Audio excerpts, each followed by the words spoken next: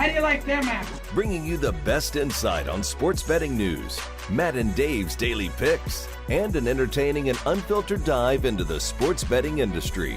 Here's Dave Sharapan and Matt Perrault. And here we go. Well, hello, everybody. What's up? And welcome into another episode of the Bostonian versus the Book. I apologize. It's my fault today that we are on late, but not that late. Dave Sharapan, Matt Perrault, Farra producing. Trista Crick from BetQL will be joining us here momentarily. Conversations about the NBA. She's a big King supporter. She's been talking about the beam for a while. So we will get to that whole fun. But how are you on this? Oh my, I am tired. A mess today. I'm tired. That was a long night. Who knew we were going to see the game of the day in college basketball?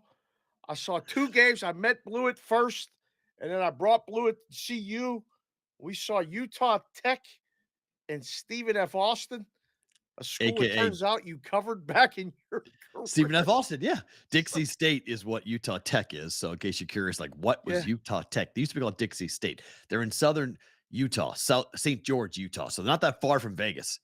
No. Not a very good showing out of the Buffalo fans. They're like 10 in attendance.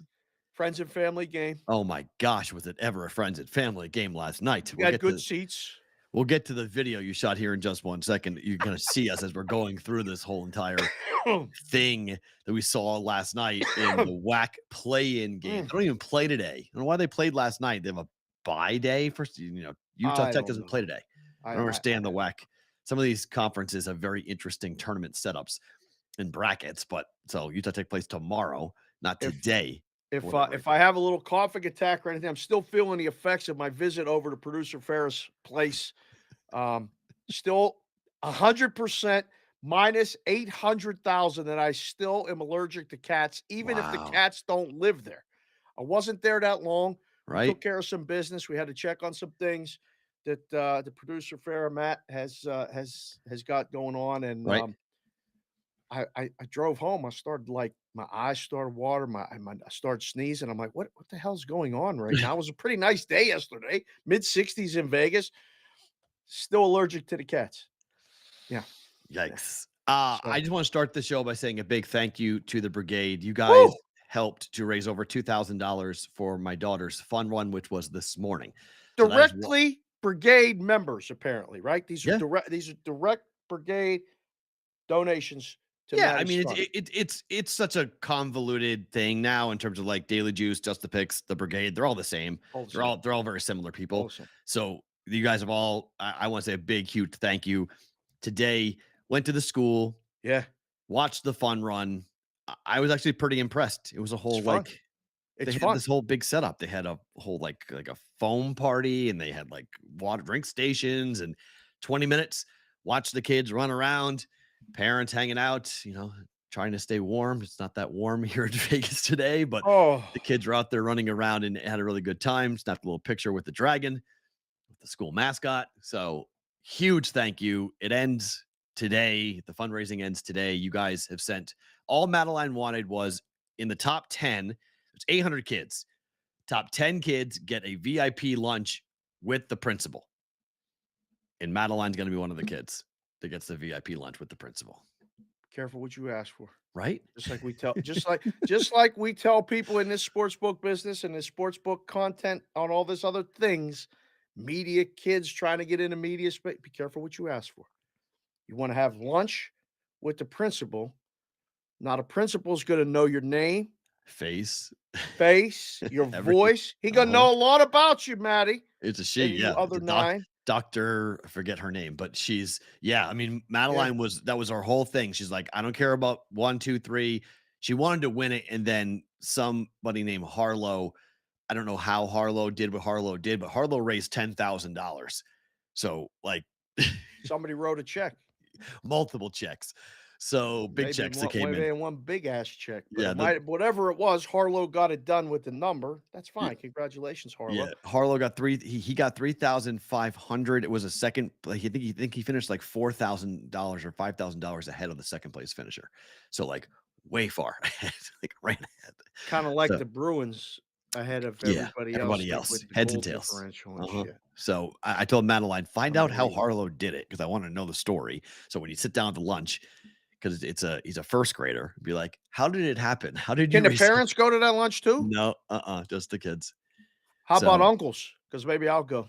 I wanna meet it's this in doctor president. right, or Harlow, Yeah, and say yeah. hi. So it's just so funny because there are some parents who are very helicopter-esh, and it's just funny to watch just how very much. And the school also is very like so. Madeline's favorite food is Dunkin' Donuts glazed donuts. Yeah, She loves Dunkin' Donuts what's glazed wrong with donuts. that? That's great. Nothing.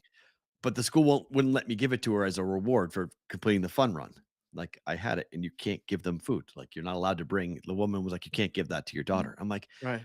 "We're outside. She finishes the fun run. I Yeah. can't give her 2 donuts." "No, you can't give her 2 donuts. You can't bring outside food, sir." It's like, this I is love just the rules like that. I do, because then I go to the car and I bring a dozen in and say, "I'm giving them to every kid now." How about that? 'cause you How about can't. that? You're not allowed to. I was like, I Yeah. can't bring a Dunkin' Donuts donut. Like it's not been anywhere but Dunkin' Donuts into the bag with me. It's not like contaminated with peanuts or anything else. No, sir, we're not allowed to bring Well, outside that's food. a big thing with It you is. It's can't bring this dangerous. stuff in I because agree. 'cause somebody I, could be I allergic to Dunkin' yes. Donuts glaze, and then it's all over, you know? So, Allergic. um, That'd suck to be allergic to glazed donuts. That would suck. that would be terrible. Of That all would the be no things good. to be allergic to, that would be Um one of the worst. Oh, we always do the shout outs on Fridays, and Roll yeah, Call Fridays completely kind of taken over the show as far as what we do on Fridays, and everybody kind of 100%. gets to go. But the chat was in here and riled up. Everybody's putting in their area code where they're Nice. watching a show from like this. So Yeah. we saw some area codes go by. I also wanted to give a quick shout out to the bread men of Pittsburgh. These are Okay. guys that deliver bread. They're called bread men. Still Yeah. No, in this is a real 2023, job and a real gig. Rainmaker 512 is right? one of our main, guys. He's doing content. He's sending us roll call video Fridays and all this other shit. He's I didn't know this, but on Wednesdays he's off. And a lot of bread men are off on Wednesdays. So they Okay. go to Manny's Pub in Pittsburgh Oh, and watch the BVB live. They put it up on the really? screens. Yeah. So I Oh, wanted to shout out there you Fritzy, go. Wearing the Pittsburgh model. This is Dave, Pittsburgh Maddie, model. and of course Manny, the owner of Manny's Pub, with Rainmaker Lou 512, watching the show. They love the show. They said, please don't talk about the Boston shit today. If you're going to give us the shout out, Well, I'm can wearing you the tell Pittsburgh hat for you. Perrault Yes. to not talk about the Well, we are Boston talking shit for about 1 day? Boston. Chris is in the chat. Chris, his wife and I were watching. Their son Max is in Madeline's grade. So, Chris, how are you? Thank you for being here. Your wife and I, and your mother-in-law. We were watching your son run, my daughter run. It was a lot of fun. They're going to Hawaii in 3 days. So, like, his wife's like, I got to go home and pack. I'm like, I'm not going to feel bad for you. You're packing for Hawaii. So, Right. she's like, I have a Can lot of we work to go do. to Hawaii? Can we go to Hawaii? He Sure. wants to come to places with us. All these people want to come to places with us We'll when we go go to with him. games and stuff. Yes. Can Yes. we go to Hawaii? We don't have to stay the whole time. I went there one time. You ever been to Hawaii? Twice. Yeah. It's amazing. I went once. It's like a different planet. Both times I was in Hawaii, I had to check myself and go, did I leave Earth? It does not feel like you're on the planet anymore. It It's is crazy. nice. That was my high school graduation present, and we went for Oh, that's awesome. 7 days. My mom, myself, and brother Doug. Brother Doug didn't graduate high school. He didn't do anything good except finish 8th grade, and somehow he weaseled his way as the third wheel on that trip. Oh, good But for it was him. fun because he did a lot of the snorkeling and a lot of the things with me. We saw every island. We hopped That's around, amazing. Yeah, saw I've every only done island. that. The first trip I didn't. I never left Waikiki Beach basically, Right. and then the second trip we went to Maui for a day. So I have not been to the Big Island. I haven't been to the really remote parts of Hawaii. I've seen very populous parts of Hawaii. So I'm jealous. I really want to go to some of the smaller places where nobody goes. You want to talk about a different planet? Kauai Yes, is the Big Island. Yeah. it's just no. Kauai is Kaui. Kauai. it has places that are untouched by humans. They let you like walk by Wow. but caverns and different things. You want to talk about feeling like you're on another planet? You don't hear nothing. You just sit there and just look at this and you're like, yeah, It's grounding. we're a grounding. I Yeah. felt like an ant. Look at this. JC and Casey got married in Hawaii. Really? How about that? That's phenomenal. Wow. JC from KC. If I'd have known you then, I would have come just for you to know. Really? And when I come to a wedding, I bring an envelope, just so you Oh, know. there So you if you go. guys want to Yeah. invite me and Careful. P-Roll to wedding, Careful. I'll go to weddings. I listen, weddings, bar mitzvahs, all that stuff. I love that stuff. I'm a big event guy. I love that shit. Well, last night, so I'll give you guys a taste of what last night was like. Oh my. So we're watching Utah Tech taking on Stephen F. Austin. So back in the day when Brad Underwood was the coach of Stephen F. Austin, I was working in Houston, Stephen F. Austin, outside of Houston. I was trying to do a deal with What's Stephen the F. name of that Austin. city where Stephen F. Austin is? Natchitoches? Natchitoches, yes. Natchitoches. Texas, yes. Can't say it, can't spell it, but it's Oh cool my name. gosh, it's So And there's another one in Louisiana. there's two. When Natchitoches, Louisiana is the famous one. The one that I didn't realize that's where Stephen F. Austin is also located.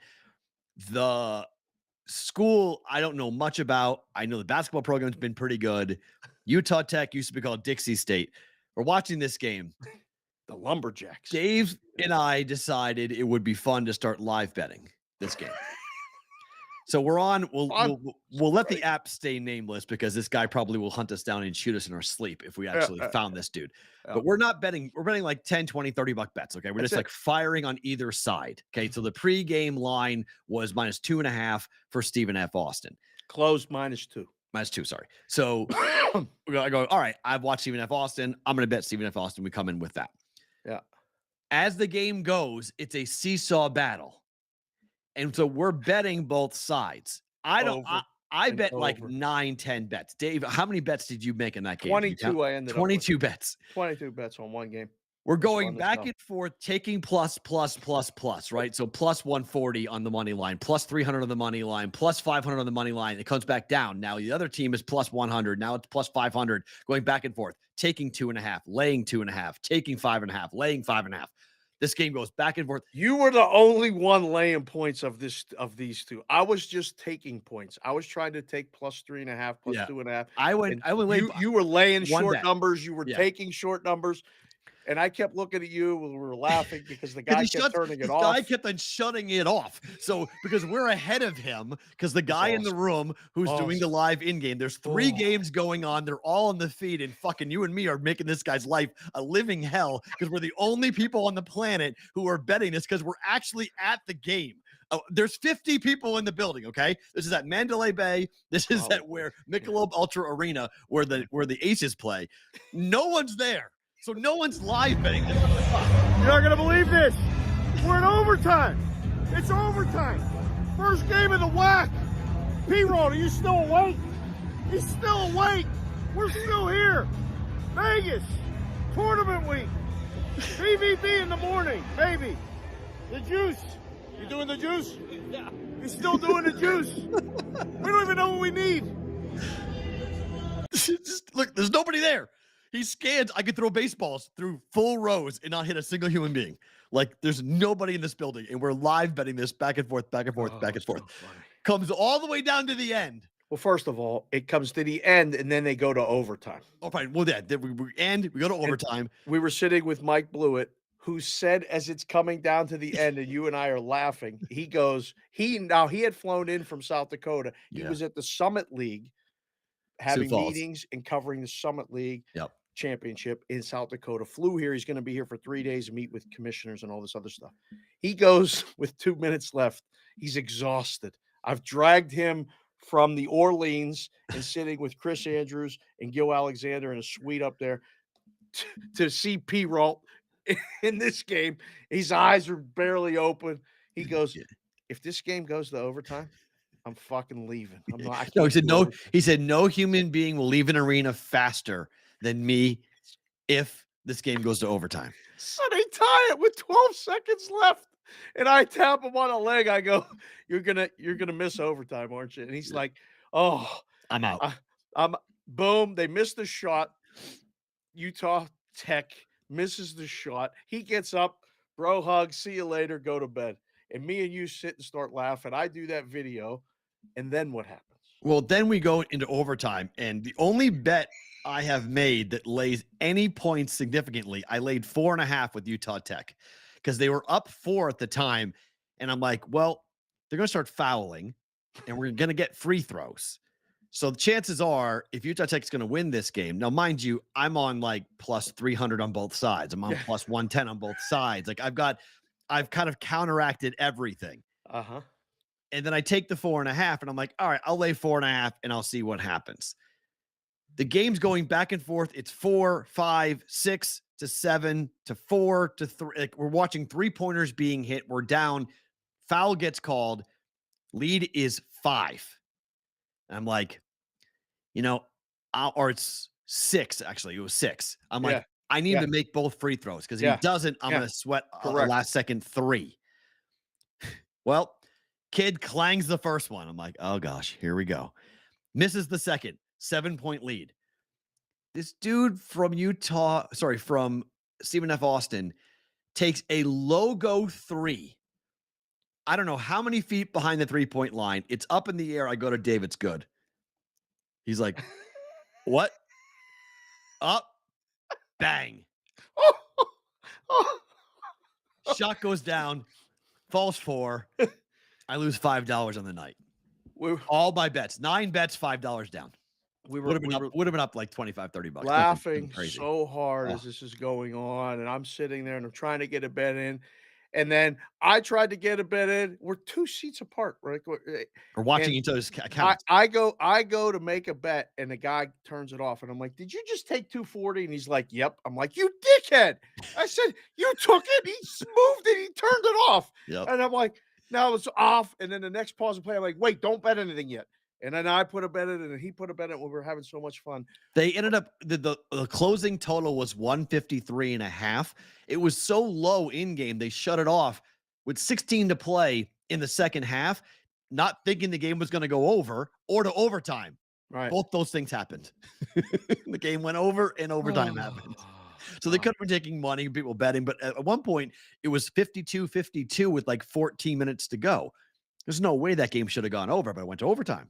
Right. And they start bombing threes and fouling. And just if you bet that game under last night, you were irate. 1, it was the middle of the night when you went to bed. But 2, that game should have gone under. And that game ended up going over. Oh, God. Oh. So I guess Trista's in traffic in New York. So she's not going to be able to join us. That's I'm just looking at that text now, trying to find out. All right, that happens. Yeah, she just called me. She was like, "Sorry guys, I really apologize." I'm like, "It's all good. It's all good." So I told her, I was like, "You could connect while you're driving, like we've had some people do in the past." Right. She's like, "Let's hold off. I'd rather give you guys my all next week." So she's gonna reschedule with us. That's fun. So Anthony said I had a ton of money on Utah Tech. Good job, Anthony. Oh, really? Oh, that's a good bet. Go ahead and knock down. And we saw some dude who photobombed us, who was walking through. Fantastic. With your picture. He was all into that. He was having a good time being photobombed. You can see that on Dave's Twitter account at SportsBK He posted last night. He was putting pictures. How was the suite for Gonzaga? And do you agree with me now that Gonzaga has a chance to make a deep run? So the suite at the Orleans is it's nice. It's just like, it was just like the suite at T-Mobile for the Vegas game. Very similar. Couple seats in front. Not as many. Right. And then, a couple stand-up bar tables in the back and a fridge that was empty. And we just kind of hung out. It was great to see them. I literally was going to meet Blewett, who had tickets for me and him. And Chris saw me and goes, "What are you doing here?" And I said, "I'm coming to watch a hockey game." "What do you think I'm doing here?" "I'm coming to watch a basketball game like you." So he's like, "Well, I'm meeting Gil and we have 2 extra tickets. Do you want to come sit in the suite with us?" And Blewett goes, "Well, can't turn that down." I said, "Now you get it." Yeah. So we went and sat with them and it was a great time. That was never a game. That was never a game. The ease with which Gonzaga got baskets and open looks was one thing. the ability to keep pouring it on, like Mhm. like you said, that kid just kept hitting those threes. Yep. Forget his number, 22, I think it was. 24, yeah, right, Something yeah. like I don't know, but they Right. they they go towards the lane and then they kick, and he's standing there, just steps into it, shoot, boom, 3, boom, 3. Um, and then and we were talking about this in between making all those bets on Utah Tech. If you come out to guard, they're just gonna throw it inside to Timmy. Yeah. Which is why it's so big for them to wind up getting those threes to Ooh! fall. So when the threes are falling, that's when the size and the athletic ability of the bigs comes in huge for Gonzaga and makes them a very difficult team to defend. I just don't think they're playing with any pressure. I think they're free from all the questions about when are you guys going to win it all. And I'm just going to say this here on March the 8th. It's not going to surprise me in the least if Gonzaga is cutting the nuts down in Houston and Nuts they're or winning their first Nets? nets. Nuts. I think nuts. You Sorry, I'm reading something. sounded like Nets. you said nuts. Cutting the nuts down. Cutting the nets down. That'd be a cool For t-shirt. people that are Cutting the gonna be nuts listening down. to this either now or later, they're gonna, "Did he say nuts?" Should be reading nuts on sorry. Nets. Shutting the nets down, not the nuts down. That hurt. Cutting the nets down in Houston. So I think that's what because I'm reading this about having a nut shot. Oh, If you had Syracuse plus 2.5, oh. Wake Forest just hit a last second 3 to cover. If you laid 2.5, Wake Forest wins by 3 in overtime in the ACC tournament against Syracuse. Oh my. So there's your donkey kick in the nuts. If you laid 2.5, you took 3, you pushed. If you laid 3, you pushed, but 2.5 was available for Wake Forest plus and minus on that game in New York. So Oh. that would be a rough one. I don't like Syracuse, so I never cry when Syracuse loses because, well, Newhouse people are annoying. So, oh well. Bye, Syracuse. Hmm. Bayham's got to retire, does he not? I Right? mean, That's it. It's maybe. time. I mean, listen, there's people that have called for him to retire for a decade, Right? right? Like it's enough I mean, already. 17-14, Enough. 10-10. Yeah, It's time. It's time for something else to happen probably here time. for Yeah, Jimmy. it's Let's probably go. I time. mean, all your other, people that are around you. Wake Forest gets the shot with the home crowd there in Greensboro. Oh, Oh boy, big shot for Wake Forest. Minus 2.5 cover. Not a 2 out of 3 for Wake Forest. what's the next game in the ACC? The next game, because I am on the Boston College game that's later today. So the next game in Greensboro is Looking at this. it is. It's BC North Carolina. Is the next game? I mean, according to the schedule, yeah. Is it really? 1 Look o'clock. again. No? No, Um there's a game in between. There is. It's not listed in the same way that it is on you. I'm looking at ESPN's schedule. Right? What time's the game?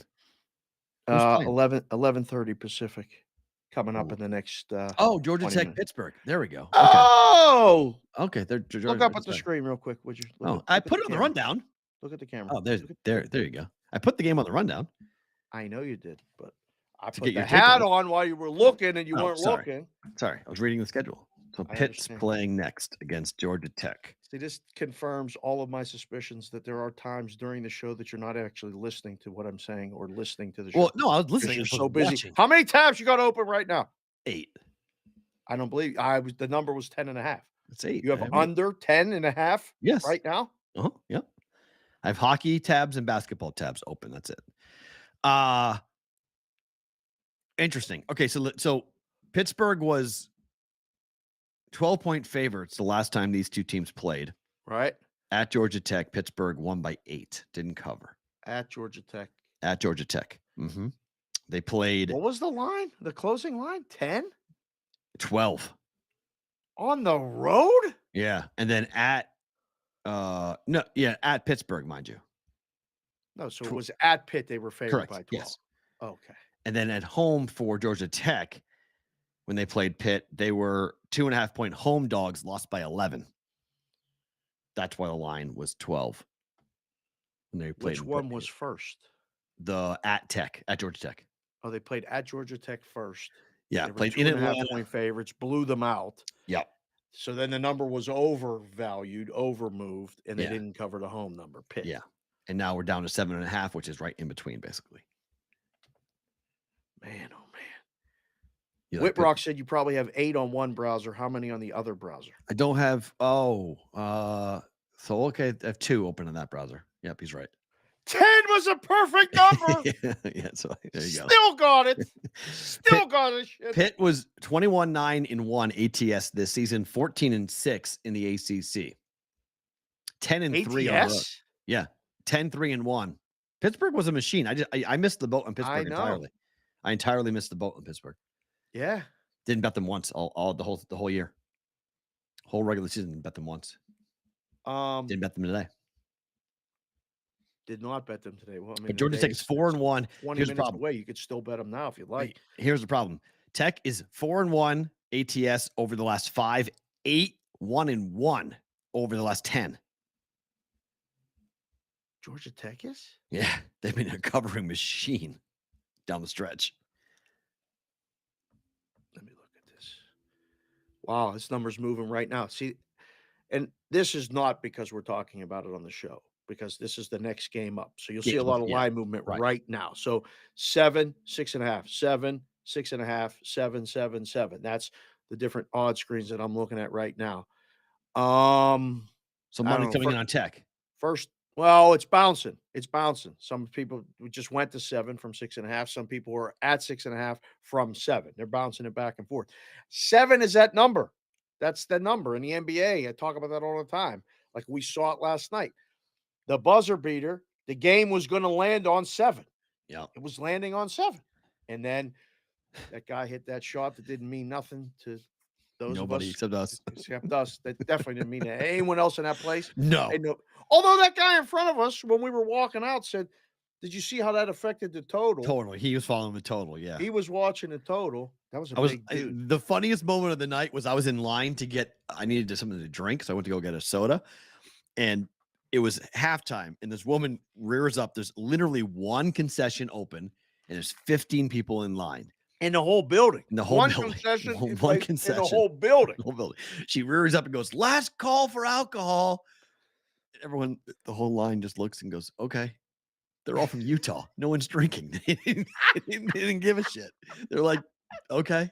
It was one kid's like, "Oh, darn."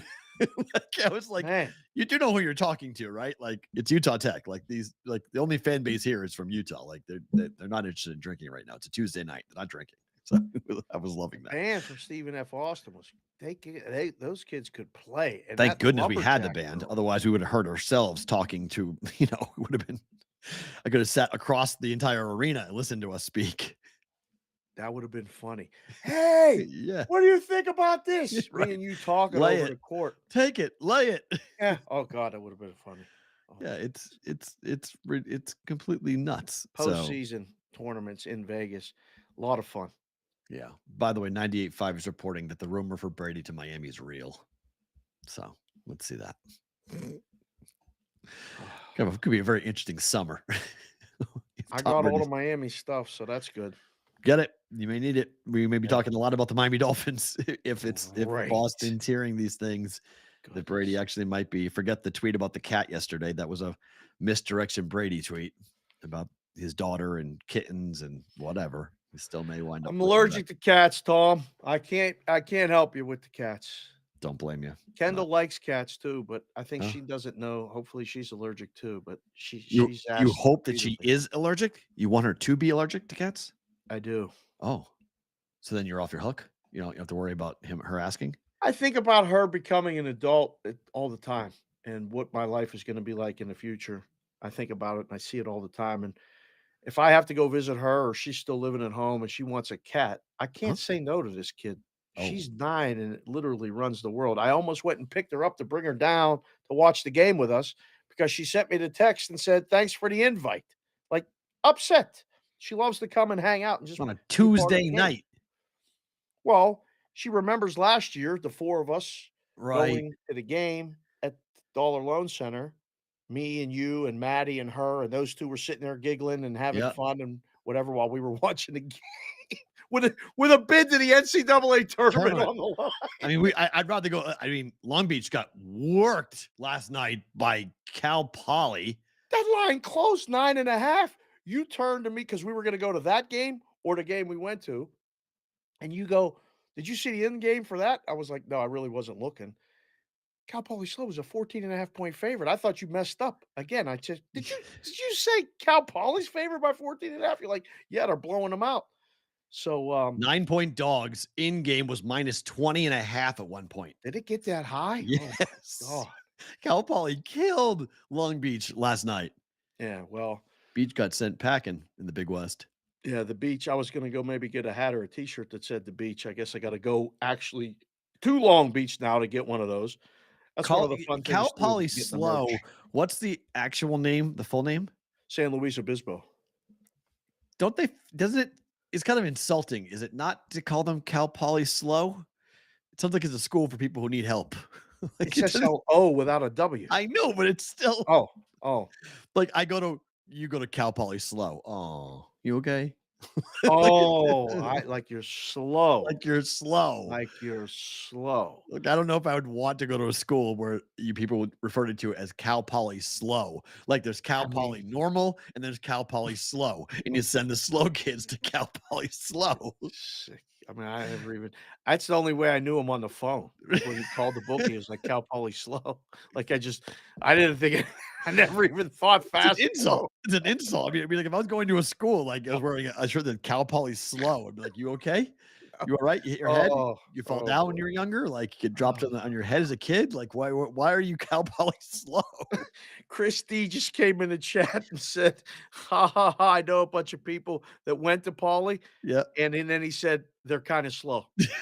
there you go. There you Okay. go. All right, Christy, maybe it is for people in the chat. If you're not watching the show live in the chat, I don't know what to tell you. You should come join us every day. Hit the subscribe button so it comes right to your device. Hit the like button while you're here. It keeps boosting it up. We get more and more people watching the show live every day. Love it. So let's go to your Big Ten for a second. Do we have to? No. Well, wait. First, let's do St. John's and Butler because that game's up first. Okay. So the Big Ten discussion is going to be fast. Go. No, it's a Slow? game. We got to break it down. Slow? No, it'll be fast. So St. John's and Butler both are absolutely horrible ATS in the Big East. Just horrible. Okay. I almost bet St. John's on the pure principle that St. John's plays a home game in this tournament. Okay. In New York. They played MSG. They know MSG. They play there a lot. Right. But I couldn't stomach laying the points 5.5, 6 on St. John's because St. John's is 5-12 ATS at home in this season. I mean, that's awful. Now they don't play every game at MSG, but it's still bad when they have the home crowd. They're 8-12 ATS in the Big East. They're 7-12-1 Butler, who amazingly enough played decent down the stretch to go 5-5 ATS. They lost 4 of 5, but they covered half the time over the last 10 games. So I didn't jump in on this game. But do you put much stock into teams that play close to home or with home crowds in tournaments? I've gone to a couple, especially here. UNLV. And we may go to that game at 1:30 today. I can't. I'm mad. I wish I could. Oh, you got to go teach. I have midterm today. It's my favorite thing Our about today. class. Yeah, I can't go. I'm mad. I want to go. I would 100%. I was going to go. It's 1:30 tip time for UNLV today. I would 100% have gone. Right at the Thomas and Mack. Yeah. There's no home court advantage for them there. Not now. But no one goes. St. John's people will go. There'll be a crowd there. Why? Because people get out of work just to say they want to go. It's a 3:00 game there. Yeah, there's old school people who really do like watching St. John's basketball. That's fine. That's fine, but I don't put much stock into it. As a numbers guy, I never really did. I mean, we know they play there. Nobody's discovering the atom here. Like, what is the number supposed to be? Okay, maybe add a half a point because they're at home. Like, Butler's bad. I don't know. Butler and Georgetown are both really bad. Like really bad. Mm-hmm. So, yeah, on the road this year. All of that being said, I think I would take before Butler was 4-11 on the road this year, straight up. They went 6-14 in conference. St. John's went 7-13 straight up in conference, but they went 11-6 straight up at home. That's only. You'd rather lay it. No, but like St. John's money line, if you want to do a money line parlay with St. John's in some form or fashion, I don't hate it. I think St. John's wins. You just don't know how many points. Feels like a 4 or 5 point win and you get hooked. Yeah, I don't want to lay it. I mean, I was talking about it with Ray Maker Lou this morning. It's 6.5 now too, so it's gone up. Betting basketball pregame with what we have available now, technology-wise and option-wise in-game, it's a tough sell, is it not? Not in college, it's not. In the NBA, it's impossible. I can lay points, I can take points pregame in college and not feel bad about it. NBA, I can't do it. Okay. It just drives me nuts. There's just way too many better numbers. If I'm going to lay 5, I know in game I may get +5. So why am I laying 5 if I know I could get plus later in the day? It's not worth it. It's a dumb bet. It's a bad bet. Yeah. NBA should be in-game betting only. Yeah. And that's why, I mean, look, on the Daily Juice, people have asked me, like, when are you going to bet the NBA? I'm like, I'm not. Like, I'm not. It's a bad recommendation to say, go ahead and take a number, knowing that the better numbers, it's like if you're betting into a market where the line movement has happened already, and you're like, take the dog +2. Yeah, but I could have taken +7 hours ago. So I'm recommending you guys taking +2 when you should have taken +7. Like, why am I recommending you guys laying points or taking points, knowing that a better number is going to exist literally in an hour? Right. Just wait for the better number and bet that. That's the name of the game. It's always about the number, not the team. Right. Literally. And we should put that shit on a t-shirt. It's about the number, not the team. BVB. That's not a bad idea. Put that one in the memory banks. Mikey, go ahead and secure that, Mikey. Yeah. I don't know. This feels like a take if we're going to do it in the Big East. I don't want to lay it. Yeah, I think money line 6.5 now. It's going up as this game gets closer. All right, Ohio State is laying points against Wisconsin. You want to explain this to me for a second? What's the power rating on Ohio State? It must be no really idea. high. But how is Ohio State favored against anybody but like a D3 school? I don't know. What is this? This is a pick'em game. And who are they going to bet first? Who have they already bet? I mean, this line opened 1. So obviously somebody with money thinks that Ohio State should be favored and thinks that they're the better team. As the book, you just write the ticket, move the number, and keep going. This game might be worse than Utah Tech and Stephen F. Austin. That was a good game. There was a lot of missed shots, but that was actually a competitive game, back and forth. These two teams are so bad. Ohio State went 11-20 ATS, 5-15 this year in the Big Ten. Say that again. Say those numbers. 11-20 ATS overall, 5-15 ATS they're in the favored? Big Ten this year. And they're favored. What was Wisconsin's numbers against? 7-12-1 ATS in the Big Ten. Oh, in the 13, Big Ten. 13-16-1 overall. Somebody got to be favored in this shit, right? Why? Why can't you just pick them and let them bet it? Now you're finally saying it right. Now you're finally saying that's exactly what we're supposed to do. Put it in pick them and let them bet it. I don't understand. Keep betting it. How Ohio State? How is either one of these teams catching points, laying points? I don't understand. It's a great question. Now we're asking the right question. This would be so much fun. I would literally be sitting in a room next to you going, see, let them book the game. Put it back to pick them. Get some more bets. Put it at 1. See which way they bet it. Oh, shit, they laid it? We got to go to 2? No, we don't. Keep writing them at 1 and 1.5. What if you're wrong? Got another game at 6. Right. Got Minnesota, Nebraska. Another shit game in the Big Ten. I did not think we were coming with Big Ten information today with these 2 shit games. Well, they're all today, Wednesday. All this is shit games. This is just but like we always say this. How dare you besmirch the Pac-12 games today? There's awful 12 games are not bad. No, they're all bad. Playing on Wednesday, they're bad. You're playing on Wednesday on Selection Sunday week. The Big bad. East. Big East games are bad. Villanova. Oh, it's a horrible game. Terrible There's horrible game. games everywhere. Butler, St. John's. It's just horrible games everywhere. UNLV, Air Force. Horrible games. Wyoming, New Mexico. Wyoming, New Mexico. Horrible game. Like, you're playing on Wednesday, like, you're not good. Like, bottom line. Like, tomorrow, different story. Tomorrow, the whole country on Wednesday. Correct. If you play on Tuesday or Wednesday in a Power 5 conference, you suck. Pitt's Period. playing today. They don't suck. Look at their Yeah, they do. Pitt sucks. They're just good ATS. They're In very comparison, good. yes, they're very good ATS, but comparatively in the league, they suck in the ACC. Straight up. Pitt's not going anywhere. Okay. You play Thursday. Do you understand the bread men are all watching? And all these people in Pittsburgh are watching? And I got nighttime in Pittsburgh behind me, and you just said what? That Pitt's not going anywhere? This is like a revelation to anybody? It shouldn't be like a bold, like crazy statement that, oh my gosh, Pittsburgh's not going anywhere. Oh boy. Even Mr. C down in the SC, the South Carolina. Yeah. Okay. So you have the entire ACC sucks. Can we all just say this out loud?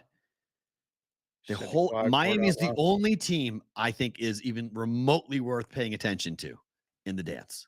You know, Duke is still in the ACC, right? Duke sucks. Duke sucks. There's North Carolina sucks. Clemson sucks. Virginia sucks. NC State sucks. They all suck. The whole conference sucks. There's nothing worth paying attention to in the ACC. It's one of the worst years. I'm 45 years old. I don't remember a worse year. I don't remember a worse year in the ACC than this year. They're awful. That's why I think Gonzaga can actually do it, because I'm not buying Houston. UCLA's legitimate. Alabama's got all sorts of problems. UConn, I don't buy. Tennessee, I don't buy. Purdue, I sure as shit don't buy. Texas has got what's going on. Kansas has got Bill Self, who likes to choke in the second round every year. Arizona is okay. Creighton, Marquette, Baylor, San Diego State, forget it. Who's winning the national championship? Like, this is the year that it's where a team like Gonzaga, who's been hungry forever to cut down the nets, to give Mark Few the one thing he doesn't have on his resume, which is a national championship. This is the time to do it. Where are the Blue Bloods? Kentucky, Kansas, North Carolina, Duke. Suck, all of them. Kansas maybe not sucking, but nobody is really any good in college basketball. This is the weirdest year in college hoops that I can remember.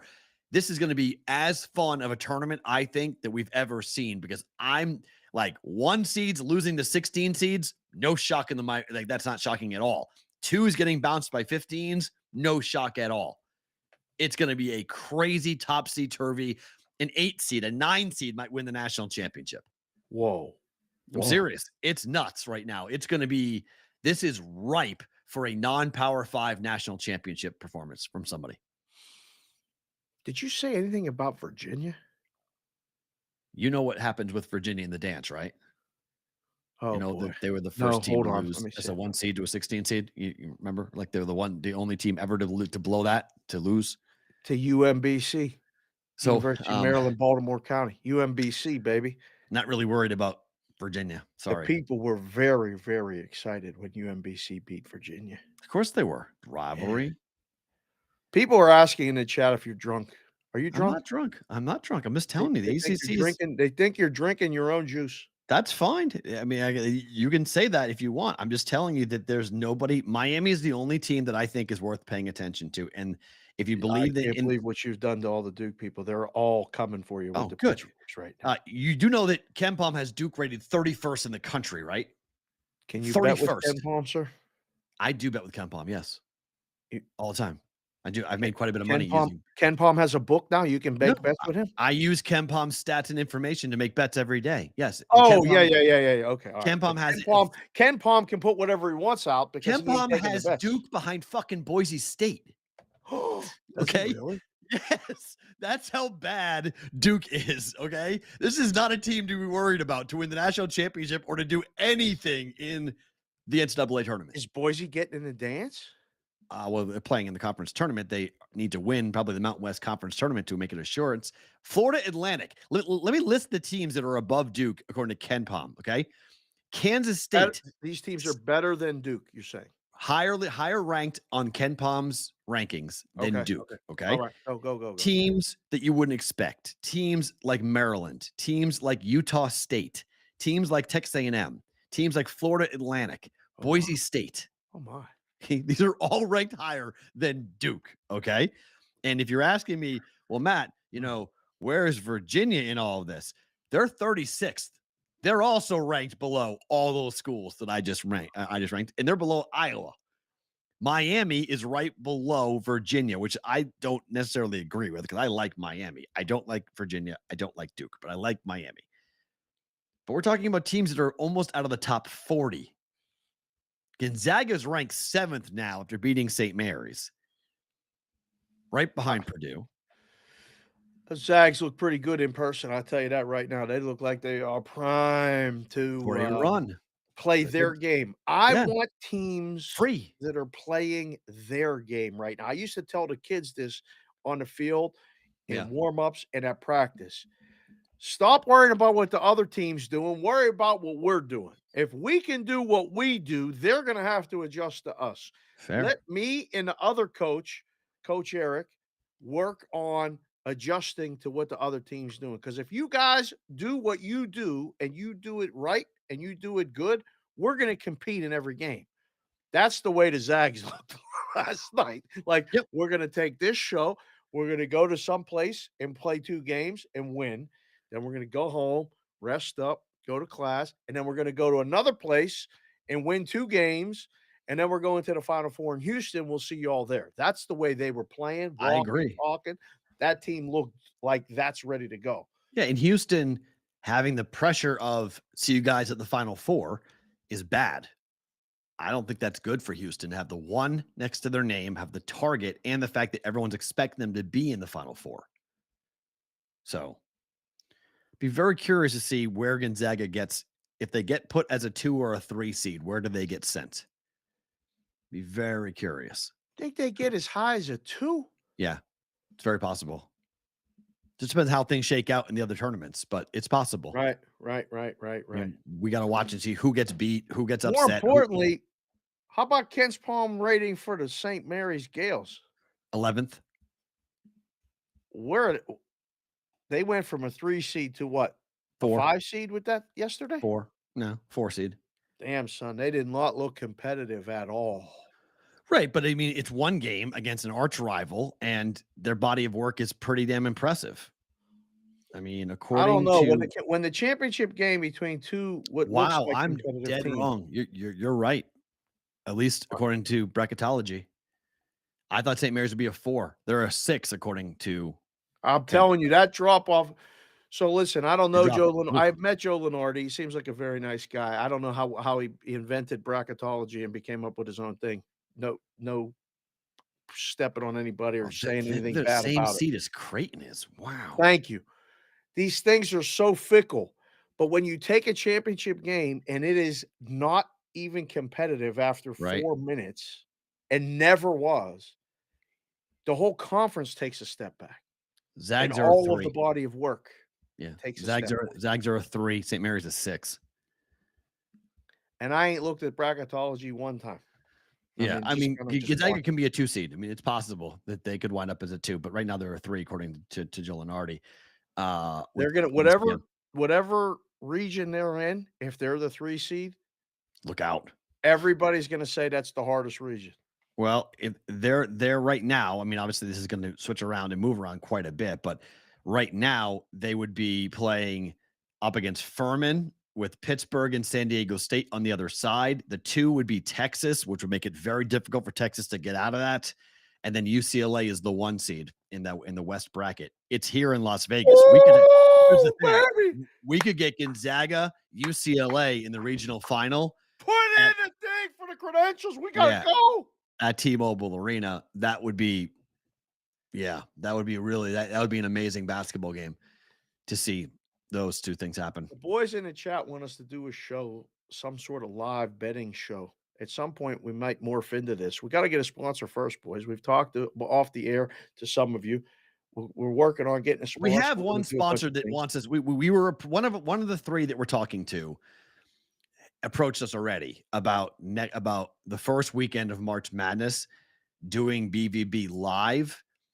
If the conversation at the end of the week goes the way we want it to, Monday we very well might be making an announcement about doing a live show during the Thursday and Friday of the dance from a We book. didn't give enough time for enough people to get out here. No, to but we would they they could watch the show as we do it live.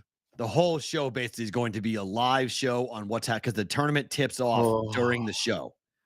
So I don't know if we can do a show with the games going on from the book, and you're going to be completely distracted all over the place. You got to how much fun we just have our phones open. We're making bets like crazy, taking and laying and doing. We load the app. We load all the app. We go ahead and we fire it like at will. It would be phenomenal. So that could happen. That a live betting show could happen next week potentially. They've already asked, and we've said, hold on, we've got to get everything situated here.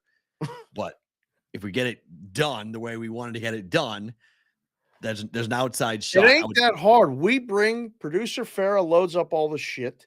Yeah, you meet him, coordinate, make sure all the cables and all that other stuff. Oh no, we're good. We just did the Super Bowl. Take the so show on the road. Now it's easy. Knows how to do it now. Yeah, we just did it in Arizona, so we know now. Right now, everybody in Arizona. I got another call yesterday about the show in Arizona. Like they were impressed just with the headphones and the third mic and the camera, multiple setups. I'm like, guys, I told you, we're not fucking around. We're trying to do a show. It's for real. Yeah. So, I'll be curious, but yes, I am very high on Gonzaga and what they're going to do. You need to give me your West Virginia expertise here because How and you guys talk about West Virginia all the time. Yeah. Where are we going with West Virginia and Texas Tech today? Because the Mountaineers are favored in the Big 12 and KC, laying 3.5. Did you see their last few games? No. Look, bad? No. Go pull up West Virginia's last few games. ATS. Okay. See what they've done recently. They are the number one game on team rankings for today. This is the best game of the day, supposedly. West Virginia, 16-15 overall, 4-1 over the last 5 games for West Virginia. Covered 4 in a row. Okie State won by 18. Kansas lost by 2. Iowa State won by 3 as 4-point dogs. K-State won by 8 as 5.5-point favorites. West Virginia. Okay. Texas Tech has been up and down. The one problem with them, 3 straight losses going into the Big 12 tournament, which is not good. But before that, they had covered 5 in a row in 7 of 8. Yeah. So they were hot in February, but then they cooled off right before KC. They were very good. This is West Virginia. The total of the game, 145.5, 146 over. This is an overplay. Although you saw it in warm-ups last night at the game, how one side was so deep that the shooting depth perception thing was real. Yeah. You watch these kids in warm-ups. And I started watching, they couldn't make it. They were shooting air balls. They were clanking it way. Well, it was weird. Just to give you guys an idea as to how they set it up at Mandalay Bay in Michelob Ultra Arena. So they had the arena shuffled, like the basketball court for the women's games it's in the center, but because they don't have as much of a crowd, they then slid it all the way down to like one end of the hockey rink. And so they put a black curtain way behind the basket. And so you had a weird depth perception situation where you had a normal look on one end and a totally different look on the other end. Yeah, there were no seats behind the basket on one end other than the arena seats, which were 300 feet away from the basketball court. It was, and then that black curtain was down. So it was very strange the way it was set up. So like when you were playing in these things, like soft rims at the Orleans, right? We talked about it did go under for the championship game, only because St. Mary's couldn't hit a shot to save their lives. But those rims are really soft. Like these are certain angles that I don't think people really put much stock in, but I do, in particular when it comes to totals. Looking at the rims, if there's really stiff rims, that can create a problem. Now the ball still goes in. Okay. If you don't hit the rim, it doesn't matter. Yeah. It's just that it could be a part of the handicap, not the only handicap, but something to take a look at. Or if you have that knowledge to ask somebody, former player, current student body person, whatever, if they have any information like, hey, what are the rims like? That stuff can help you to know whether or not these balls are going to go in the same way. Because in New Orleans, it was crazy. There were some unbelievable roll-ins that never should have happened in the games in the West Coast Conference. So a couple things right now going on in the chat. One, yes, we are live. We're live every day right here at about 10-ish, 10:30, sometimes Pacific, a little bit later, sometimes when we got obligations in the morning. JC from KC, I see what you're doing. If you get us a sponsor and they tell us we got to start at a certain time, if it's a big enough sponsor, we'll start at whatever fucking time they want. But right now, it's our show. We start when we can. We don't mean it to be late, but we thank you guys for being here. Second of all, Vol fan Dan, who's a big fan of the show, asked Sports Talk Matt, where are you getting your data from when you and Dave ask a question? You're looking where right now? Like when you get these ATS numbers and different things like that? Teamrankings.com. Okay. So, this is not privileged information. This stuff is out there, so you guys can use it to make your own decisions. There's many. I just like it. Yeah. And by the way, different sites cite different closing numbers. This is what I was gonna say. So you have to be wary of this as to the numbers sometimes can be off by 1 or 2. Where like, wait a minute, I have 20 and 9. Well, I have 19 and 10. That's why, because the numbers sometimes close differently in whatever book they're pulling it from. That can be the discrepancy. Exactly. So the information, again, is used as a guide, not as a gospel. Okay. Right. That's another t-shirt. Information is a guide, not a gospel. All right. Trends are your friends until they're not is still your best number. It's still your best line. What's the question? What's the statement? Trends are your friends until they're not Trends is your best line. Until they're not. That's all we're talking about are trends. This is not predictive. We're not crystal balling it. This is not predictive. Right. This is not 100% accurate. Yeah. This is just looking at trends as to how the team has been playing and trying to extrapolate a previous matchup in this situation and be Madame Cleo and make a prediction off of it. Kids, Google Madame Cleo. That was a really good reference right there. I mean, the Perrault went deep on that one. Lastly, Jernigan, JJ, our friend down at our BVB, Brigade wearer of the hat down at the D and the Golden Gate. He's actually specifically at the Golden Gate. I didn't want to give away his identity, but we're going to get him on the show. He just came in the chat and said, I love Texas Tech now because we said we like West Virginia. So, to you, JJ, I know you're watching the show. I will come sign your hat both across the top and on the underbill. He wants to. So make sure you bring but make sure you bring a Sharpie and not make the mistake that I made when I was trying to get Steven Espinosa to sign the Money Mayweather hat and didn't have the right pen to make it happen. This guy got more pens. All right, he basically him and the other boys, MJ, and I don't want to name them all, but they run the Golden Gate. You guys want a show? Go hang out at the corner of the Golden Gate and watch the valet. It's quite the show. But JJ is a big part of the show. He's got enough pens on him. I guarantee he'll write it with the right ink, and he'll tell you about it too, because this is what he does. He tells you his bets, and then he tells you about it afterward. What did I tell you yesterday? Tell him you're going to do it. Tell him you're doing it. Tell him you did it. Tell him you're going to do it. Let me write this shit down. I got to get it exact because that was perfect the way you said it. Tell him you're going to do it. Tell him you're doing it. You're doing it. And then tell him you did it. Did it. Gonna do it. Doing it. Did it. I like it. Gonna do it. Doing it. Did it. I like that. That's another one right there. There you go.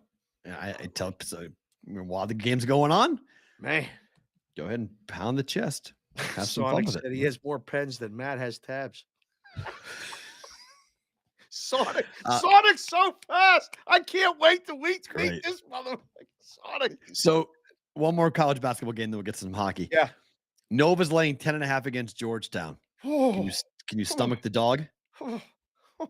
This is perfect number to make me say, find another game. Right? I don't want either side of this. This It's a one, good number, no? yes. I mean, they're both 10-10 ATS in Big East play. It's crazy. When they played at Nova, they were catching 13.5 points. They lost by 4. Like, it's crazy to see this, but they've lost so many games, but they've covered so many games in losses. Since the turn of the new year, Jeez. Georgetown's won 2 games. 2 games. But they've covered 1, 2, 3, 4, 5, 6, 7, 8, 9 of them. Well, I mean, I told you, it takes October, November, December for the odds makers and the books to kind of figure this shit out. January, it Right. starts to get the hang of it. And then by February, we're good. And by March, we're great. But Georgetown may have quit on their head coach, Patrick Ewing. They've lost by 4. They lost by 40, they lost by 20, and they lost by 9 in their last 3 games. 9, 20, 40 on the way to this tournament. These kids might want to get away from the head coach. Now, going to Omaha in the first week of March is no fun. No one wants to do it. It's a far trek from DC. It's a far flight. Your team's over. You've lost 1 million games in a row. You suck. You got to go to Omaha, Nebraska to play in front of 17,000 on senior day. Not fun. Baylor Scheiderman had 1 million people there for him. Nebraska kid, Aurora, Nebraska. It was a Shireman day. They lost by 40. It was 13-0 to start. It was 26-4 or something in the first quarter, and they lost by 40. It's lay it or nothing, I think. Oh my gosh. I mean, but so tough. Yeah, I agree though. Like, do you think so? I mean, you've been to the Big East tournament. Yep. You've been to Madison Square Garden. Yep. Nova shows out. Nova people come. Boost the dog. It does. Yes. I would say definitely is more inclined to a closer game. More than it boosts the favorite. But Wednesday is dead. I mean, you can get run out. Yes, you can get run out because no one from Georgetown's showing up. The band's going to be there. The band and the dog. That's it. The mascot, and that's it. The band. That's the only people going there for Georgetown. Nova will bring some people. Alumni will go watch the game because they live in New York, and there's tons of Nova alumni in New York City. So they may be there a little bit tomorrow when Nova wins today and advances. Tomorrow is when they'll show up. Yeah. Thursday, Friday, Nova people will absolutely be a part of it and be there. But it's Wednesday. So it's just, I think you lay it or nothing. It could be really ugly. It could be a 30-point win for Villanova. Have you ever been to the ACC tournament? Yes. I mean, this is in Greensboro. Yep. Mm-hmm. So they got North Carolina playing this next game after Georgia Tech and Pitt, and then they have Virginia Tech and NC State. Like, people go to today there, right? The ACC is not fair because the ACC is like SEC football. They take the week off. Like, they go to every game. Every section it's a wild tapestry of color to watch that tournament because each school has its own section in the Coliseum. So you see it very vibrantly as the game's going on. It's cool. Like, right away, like, what school is where. It's pretty neat. And it's all Duke, North Carolina based and biased. It's amazing. Best seats, best everything. Does the losing schools, do they come back after they lose? Yes, or is it... They stick around. Yep, they stick around. And they cheer against the team that they hate. It's like NC State fans will stay to cheer against Carolina and cheer against Duke. Virginia will stay and cheer against Duke. Oh, see, that's fun. It's a different Greensboro. The ACC tournament is a very unique situation. SEC tournament can be like that occasionally. If it's like in Nashville, it can be like that. But the Greensboro tournament, because so many schools are within driving distance, right? Yeah, they go. But Pitt, Boston College, Syracuse, I mean, they're just SOL because they're so far away and their fans don't show up.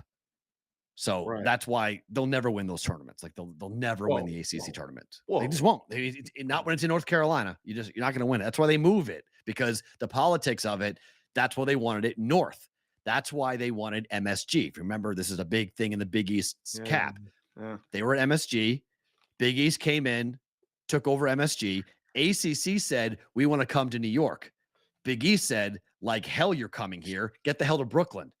And sent them to Brooklyn. And it was a huge thing with the Big East fans who were saying, oh, yeah, you assholes came in here. You thought you were going to take over MSG. Get the fuck out of here. Go to Brooklyn. And they had to go to the Barclays Center, which was a huge, like, Big East fans walked around puffing their chests out going like, yeah, how'd you like Brooklyn there, ACC? Duke and Carolina, get out of here. So that is where these tournaments are. It really does impact the fan bases that show up. It's and Greensboro is a lifer place. They're used to going to Greensboro. That's where I went to. It was in Greensboro. It's very interesting. And I mean, I learned a lot about it yesterday just sitting with Blewett. We're going to have Mike Blewett on the show. He's at Mike Blewett on the Twitter. You guys, if you want to follow. That Summit tournament is woo. Right? Sioux Falls. Whew. Middle of nowhere. Been to that? No, I've not been to. I've been to Sioux Falls, but not been to the Summit tournament. No, but I've watched it a bunch though. I've watched the Summit tournament a lot.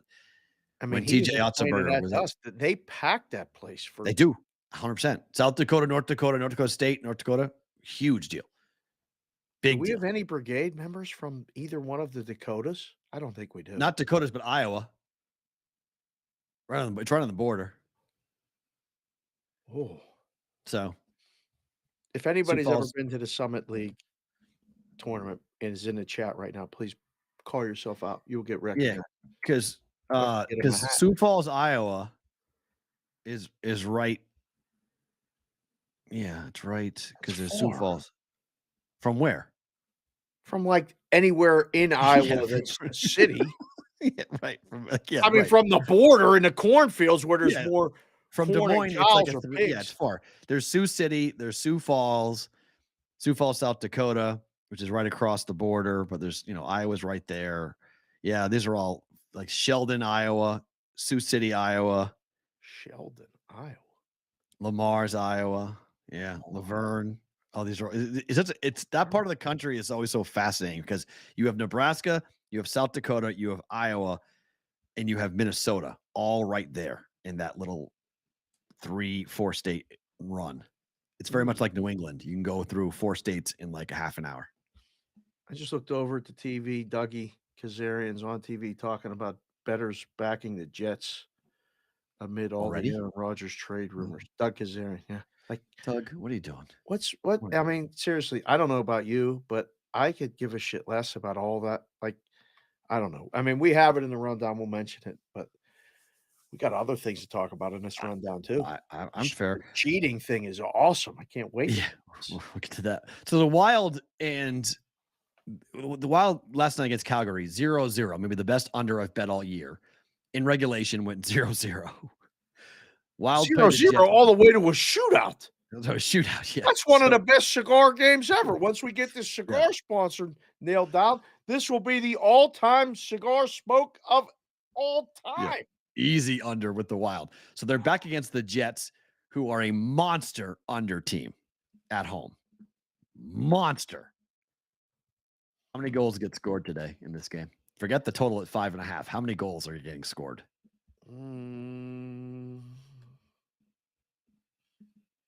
What do you want to go alternate total under 3.5, 2-1 game? Well, I'll just give you. I mean, the Jets are 21-9-3 to the under. Oh, sorry, it's ATS. Sorry, on the under. So it's more than that. The Jets are at home.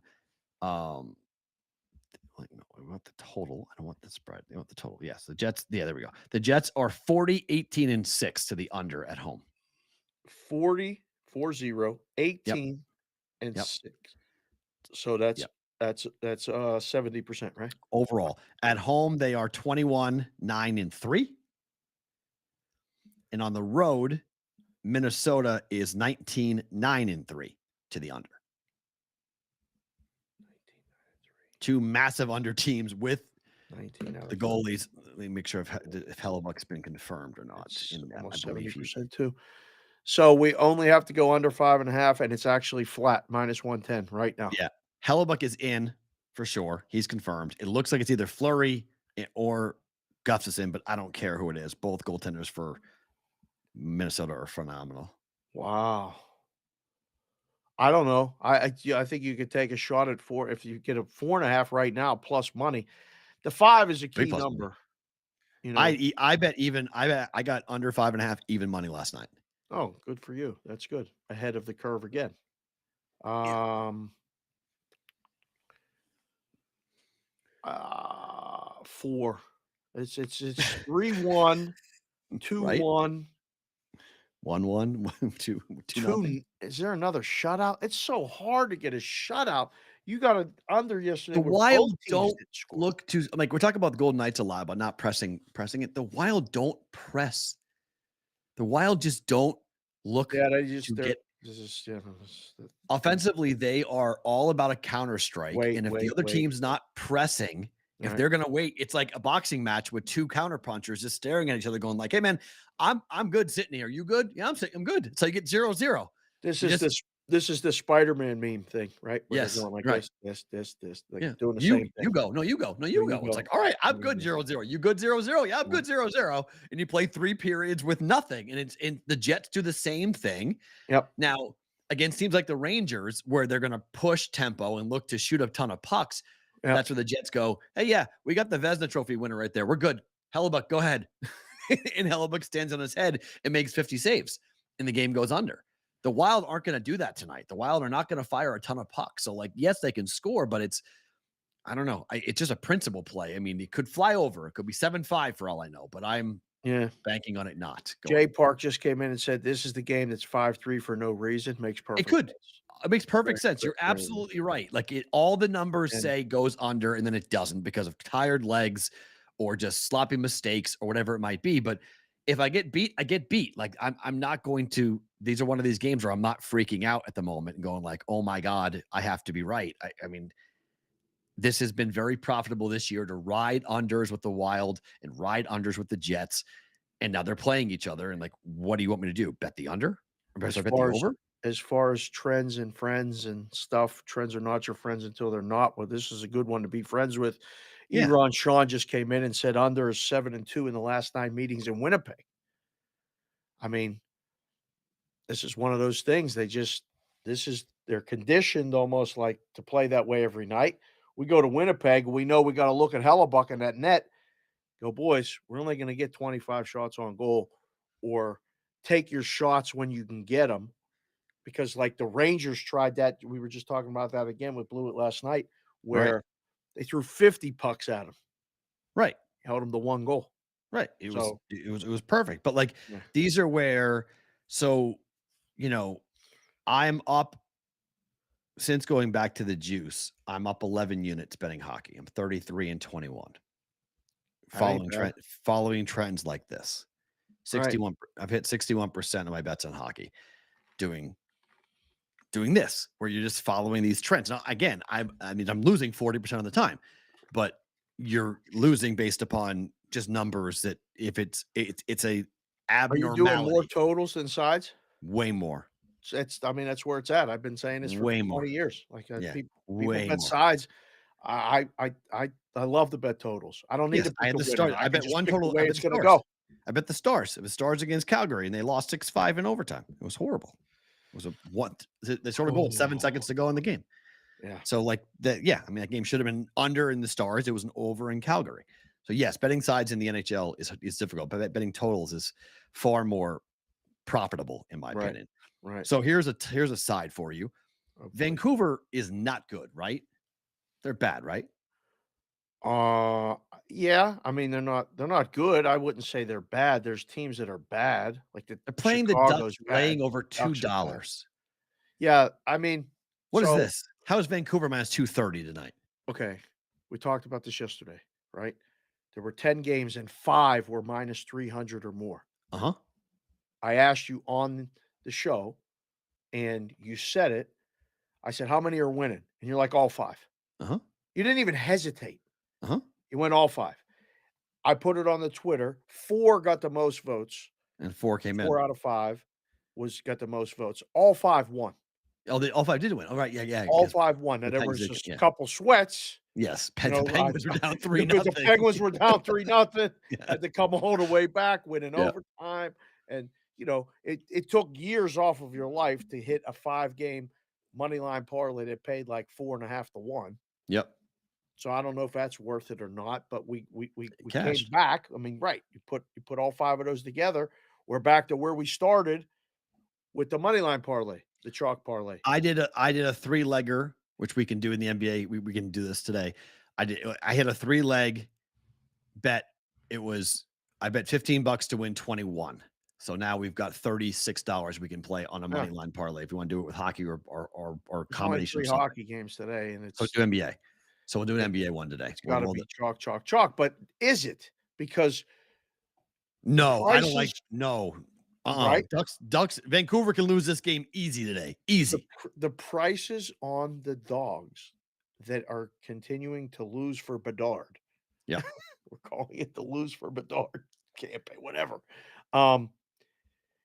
You see prices on teams that you got to go, is this justified? But you can't get a bet on the other side. So basically, it's a blow for Bedard. You need those T-shirts. Blow for Bedard. You have to suck. You can't suck. You just blow. No, you blow. So you blow for Bedard. We're gonna have to work on that. There was suck for luck. There was that. Suck for luck. This is blow for Bedard. I see what you did there. If I see a blow for Bedard shirt somewhere, I'm going to come find you. Better yet, I'm going to send Stevie Mack or Mikey Dawson back. You don't want to see those guys. I can tell you that right now. Yeah. And if I got to go to another place back east, we'll get Akbar or one of those other guys. I got breadmen now. People will pick you up in a breadman truck. You don't want to be picked up in a breadman truck. Don't come home. Because you want to do the drop off in the breadman truck. You can't lay this. No. You can't. I mean, can't play it, right? Like you can't. No, this is a pass in a big way. That's right. I mean, and if this game's a pass, the next game is even the next game is even a quicker pass. Which game? Detroit and Chicago. How the hell do you bet this game? $250. It's even more expensive to lay. Detroit's minus $250 against Chicago. Oh, it's down to $230, sir. All right. Well, this dog money coming in makes more sense, but it's $250 this morning.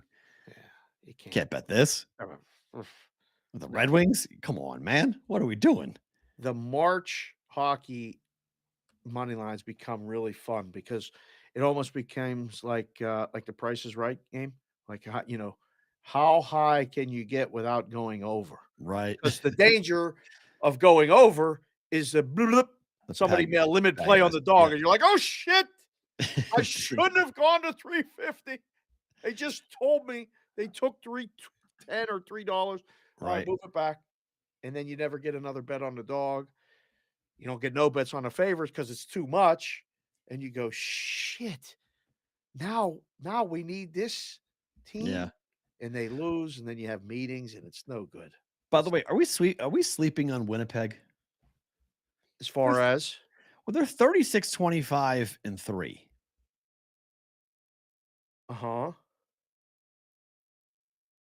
What are you saying? So that like they can win the Stanley Cup, or win the West and get to the Stanley Cup? There we go. I'm back. Could they win the West?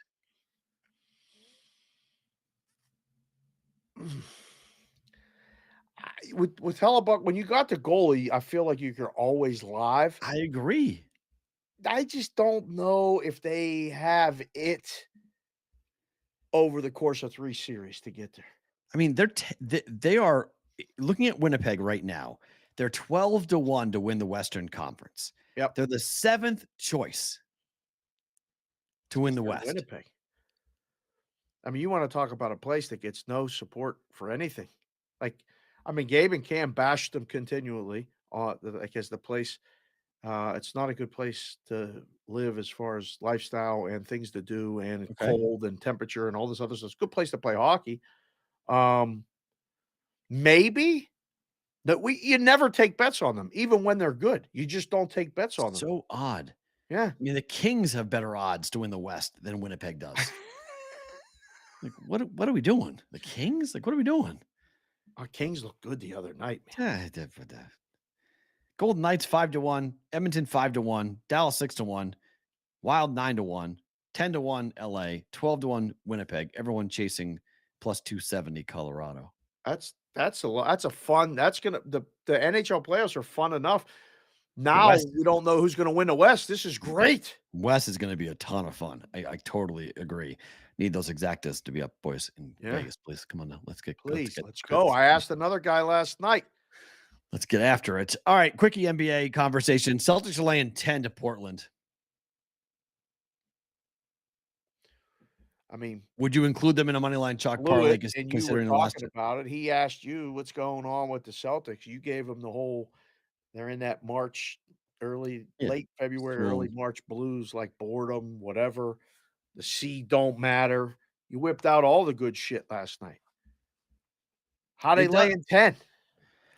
But would you include them in a money line? I would not lay 10. Would you include them in a money line parlay? I don't know. They owe. They do owe us. There's a major chalk at the moment. Boston, Denver, Phoenix.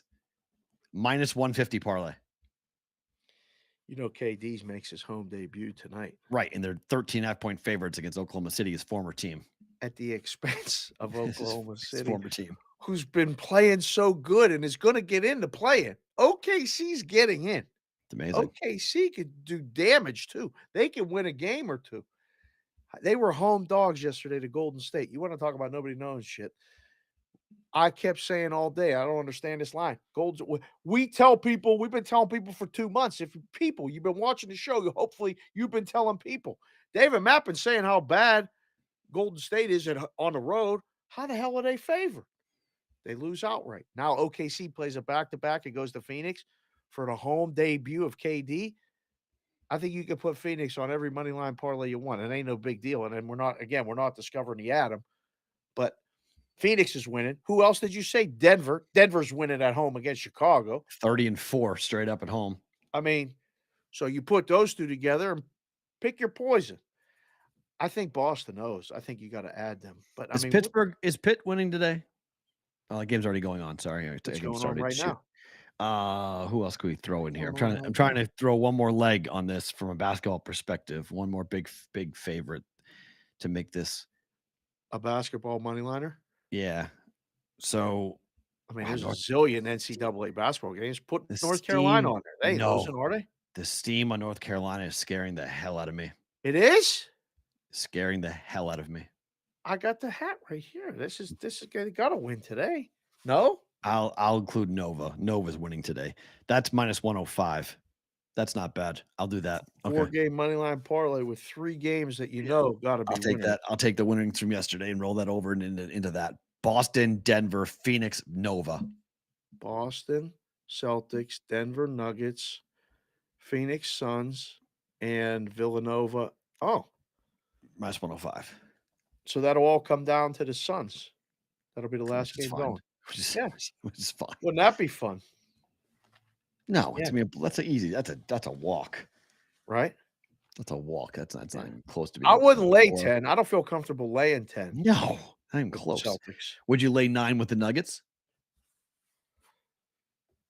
Oh man, no, I don't think. Right? I again. We could say it till we're blue in the face, till we can wear all different glasses if we want. We can say, we could do the Saks underwear read right now. Talk about sweaty balls. No? You don't want me to do that? I'll see if I can get it in later. But laying over 7 in the NBA is treacherous. Really, it's hard. Would you lay 13.5 with the Suns? Maybe. I love the Suns. KD's on a little bit of. Don't lay 7. How about 13.5? Yeah, maybe. I'll do that. Maybe. Yeah, why not? I'm gonna double it. You want to take it? Yeah, fuck it. Yeah, let's go. What? Listen, there's a lot of things working with this Suns game tonight. His home debut, right? A little FU to the Thunder. Little, yeah. A little.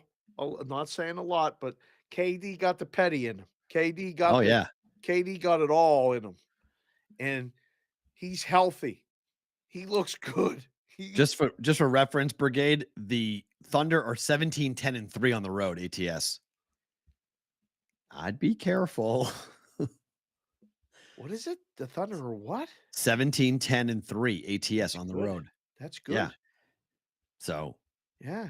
And they're 22-15-3 against the West. Oh, that's a take. That's a So, take. just saying, be careful in that 13.5-point number. That's a big number to cover. A lot of emotion. Yeah. Not saying they're in the game, but they can lose the game by 10 in cover. Man, people in the chat are still mad about the Celtics blowing that parlay. Me too. On Friday. Me too. I lost $80 on it. It sucked. I was annoyed. We were 2-0. We had rolled it over. I want to do it again. Do it again today. So Boston owes us. Here comes Pitt in game. Up 5 right now. 6 minutes to go in the first half. Lines up to 7.5 against Georgia Tech. The money line's minus 460. Closer. That was a closer. Yeah, that's all normal. That's right on schedule. Yep. If you have Pitt. Okay. We mentioned it quickly, but you don't care. But let's make a point of it. Aaron Rodgers in California met with the Jets yesterday. Right. Woody Johnson is doing everything in his power to get Aaron Rodgers to say yes. On McAfee's show, Aaron's got to be talking to them just to get more leverage, no? I would agree, but according to Rappaport was on with the boys today with Pat, and he said that the Jets are there's nothing going to stop Woody Johnson. He will give up anything he has to give up to get Aaron Rodgers. They'll mortgage the future. They'll give the Packers whatever they want for Rodgers. It's just a matter of Aaron saying yes to New York. Does he want to go play for the Jets? What do you think? I don't think so. Man, that's a hard one. God, that's a hard one. I mean, it's where they want it. It's the AFC. It's perfect for the Packers. AFC team out of the time zone, out of the conference. Yeah. They have draft capital. They don't need more draft picks. They're already a really young team. 2, 3, 4. I don't know.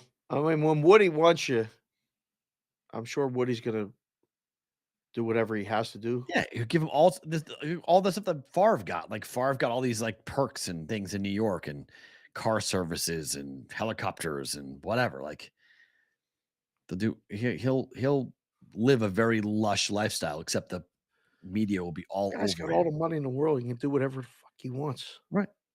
I don't know. I mean, there's just ways. There's ways of saying like, "Hey, Robert Saleh, guess what? Aaron's not practicing on Thursdays," or like, there's just different things they could do that you could write into the deal. Like, this is what I'm, if he wants to go there, he has to want to go there, which right now is very much up in the air as to whether or not Aaron Rodgers wants to go there. I would not go there. JC from KC said all this Rodgers will end up retiring. Fair. Very possible. Very, very possible. Packers might say, we don't want you. He may say, after thinking about it, I just don't want to go somewhere else. I'm not playing next year. Very, very possible. I don't know. The more of this shit that I hear, the more I go, he ain't coming back to Green Bay. Oh, no. I don't think either side. I think the divorce is in. I think you're right. I think Green Bay and both sides are saying we're done with each other. Green Bay saying we're done. We're moving on. Aaron saying, good. I'm done with you too. We're done. So it'll come down to him having to decide if he wants to play or not. And if he does, where? Right. With which team and which owner and what. Which he's lucky he gets to pick. I mean, that's huge. I mean, that's great. Again, just in case you didn't get this yesterday, in order for Rodgers to talk to the Jets, Rodgers and the Packers both have to say yes to that conversation. Right. So the Packers gave permission for Aaron Rodgers to talk to the Jets. So that's what they're clearly saying, go find a new home. The boys at Manny's want to know what if he went to New England? Would you like it? Of course. Yes, 100%. I'd love it. But why would the Patriots? What would the Patriots give the Packers that they don't would have want? enough to give them. You don't have enough. And I don't know if they have the cap space for them, but I don't know if the Packers. I mean, there's young talent there, but there's nothing. Patriots draft picks aren't that valuable. Like there's. Patriots don't give the stars like that the money and mortgage the picks in the future and all that. Yeah, remember they wouldn't give Tom Brady $25 million a year for 2 years guaranteed when he was 40. They didn't want to do that. So why would they? They're going to give Aaron Rodgers how much money? Yeah, I mean, I don't think that's Bill's not looking for that at the moment. But Lamar Jackson's available. Lamar Jackson can go anywhere. And if Lamar Jackson winds up going to the 49ers, Yep. okay, there's rumors on that Niners might be interested in making a play for Lamar Jackson to run that offense. Well, you start to see real movement in the quarterback situation. Yeah. I mean, if I'm Miami, I'm talking to Lamar Jackson, and you could do the same type of deal to go get Lamar or Brady, or for the Jets, same situation, talking to Lamar. I mean, this offseason is going to be crazy. There's going to be some real interesting storylines to watch because of the talent at quarterback that's available. So we'll watch that. Here's an interesting story that I found today that I want your take on because you've been around the game for a long time.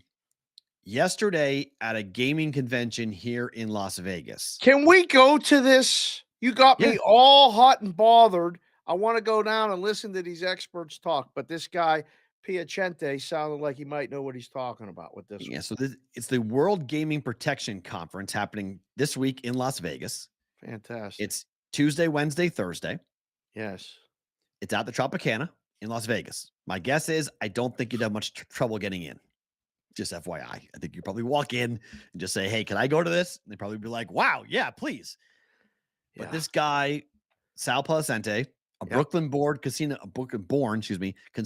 consultant, game protection specialist, and a trainer who was once a blackjack dealer, says that there are major problems for casinos post-COVID because nobody is training their people correctly anymore. Yeah. Fair? Have you heard this too? 100% fair. 100%. It happens in the book. I used to train people. I trained over 1,000 people over my career here in Vegas. 1,000. I told one woman the first day, this is not for you. She's like, how do you know? She came from housekeeping. She didn't watch sports. She didn't know anything. She didn't want to learn anything. I said, don't do this. Yeah. And she's like, what do you mean? I said, you're going to get taken advantage of. I was always thinking of the house. One of the smartest big time bettors I ever had coming to the counter. Used to walk around with 100,000 in chips was his bank. Kept it in a fanny pack. Came up and made a bet for 10 dimes with a chip. He put the whole stack on my counter. Took the ticket and left the stack. I turned, put the chip in like this, turned back to the counter. The next guy in line made a $20 parlay. I typed the ticket. He gave me the 20 and he left. 2 minutes later, Charlie comes up and says, Dave, I lost all my money. Did I leave my money up here? I said, Charlie, what are you talking about? He said, yeah, it's gone. I said, hold on. How can it be gone? It's a lot of money. What just happened? I had been doing it for a long time. I know what goes on. Charlie left his chips. The guy was near the counter, knows who he is, came up, made a $20 parlay really quickly where I didn't even clear the machine. So I'm worried about making sure my drawer's right where I put the chip. I didn't know Charlie left the chips. I thought he took them with him. He grabbed them and made a $20 parlay and left. We had to go get the surveillance because they said, Charlie's panicking. I'm panicking because I want to take care of Charlie. He's one of our best customers. And, I got to know him. It was gone like that. So I said, this guy. Was it a scam? Every guy that got money that comes in a book is being marked by people. There's cheaters. No, there's I mean the guy behind Charlie, was he in on the scam? Was Charlie scamming you, or was Charlie actually getting scammed? Stole the money. Oh, the guy stole Charlie's bankroll. He was waiting. He saw an opportunity. He came up, made a $20 parlay, and I said, well, we're never going to see that guy again, right? Came back 3 days later. Came back looking to do it again. We said, wait a second, hold on. I pretended like my machine was broken. I said, hold on, sir. I said, my machine's broken. Hold on. And I went down the counter and I said it to the guy. I put my hand up like this. I said, that's the guy that took Charlie's money. And he goes, are you sure? And I said, yeah, it's him. So I said, "Hold on, sir. I got to get the supervisor over here to check it." The guy started to panic and look around a little bit. And Yeah. within 30 seconds, security was on him. And we called the police. Of course. It's theft. Of yeah. course. And said, "Give the chips back, Or, go to jail." yep. He said, "Hold It's on." funny. Placente said on this article, he said, the way the business is growing, it almost breeds ignorance. Casinos trade dealers Oh, fast and promote them just as quickly. We have supervisors who have never dealt a game in their life, and surveillance people tell me they can count cards as well, but can't pass basic strategy tests. It goes on to say that surveillance people, even the surveillance people, know everything. They're short staffed in many casinos. Thousands of cameras, only 3 people watching all the table games for slots, cage, food and beverage, and soft count. They're also doing escorts and reviews, attending security details, and watching the hotel. Quote, the chance that they're watching the game when that move happens is slim to none. right. That's why in the business we say follow the money. The math doesn't lie. If someone wins consistently and plays foolishly, you know something is going on. That reminds me of the casino line when they're taking the guys into the back and they got the guys with the card counters who had the little leg thing tapping. Yeah. And he's like, what? A guy can't win? And he looks at him and he goes, what the hell's wrong with you? Basically, like, if he's winning that much, he's not winning. Like, the Well, game's no, not like, set up yeah, like this. the one in casino when the slots hit Right. Yeah. If you either here you're in on it. and Yeah. over here, and yeah, and Robert De Niro said to the guy that was hired, Right. "You're either Free in on stand. it or you're too stupid to know To what put you're the no, supposed to look for. Either way, you're difference. out." Right. Either We way, used to you're use that out. line every day. Yeah, it was a great way. The way he sees it says it's right. You're either in on it or you're too dumb to know the difference. Either way, You're you're out. out. You're out. That's it. Oh, And that goes on all the time. And this thing, like this business, there's people that will rob you blind and then tell you they'll help you look for the money they stole. They'll, you leave a ticket on the floor, they'll be like, "Oh, what do you mean? Oh, you lost a ticket? I'll help you find it. I'll help you look." And they'll pretending the whole time to help you. And meanwhile, they'll take the next ticket the next day. yep. Training people to work in a book or training people to work in a casino is so undervalued. And it became Sure. a thing for me all the time. I'm like, look, I'm not worried about me. When I'm working, I learned every scam in the world and I still continue to learn. I Right. still go to the books and I'm looking for the soft spots. I'm Mhm. looking, I'm looking at the person behind the counter going, man, I hope they make it through the season. Like, because they're not even paying attention to their own drawer. And they're not trying because the people on the gambling business, man, there's a lot of people looking to cheat every day. Of course. And it, you know, the gaming convention, the headline here says cheating is happening a lot. Guess what? And Sal knows this, Piacente. It's been going on for years. Now at least you got a shot if you get caught. Before you used to get taken to this room and get the shit beat out of you, Right. right? Now Or at or, least the, you just or go they to take jail or or get they take arrested. a zip. They Right. take a saw Yeah. to your arm, your hand. Which hand do you count chips with? And they break it. Can you count chips with your left hand? No. Bang, bang, bang. Oh God. Yeah. I love I that. It mean, was a great little and like, movie. and what's going on now with the business with the books? I mean, you think these apps going down are, you know, coincidental? Do you think the way we all have to have two-factor authentication now or whatever this is now is this coincidental? This is to prevent the cheats. This is to Yep. prevent the, you know, whatever's going on. I mean, Yep. it's a major issue that I think gets glossed over. And training your people in any walk of life business is important. In the gaming business, in a gambling business, in a casino business, it's times 100. Yep. It's crazy. It's nuts.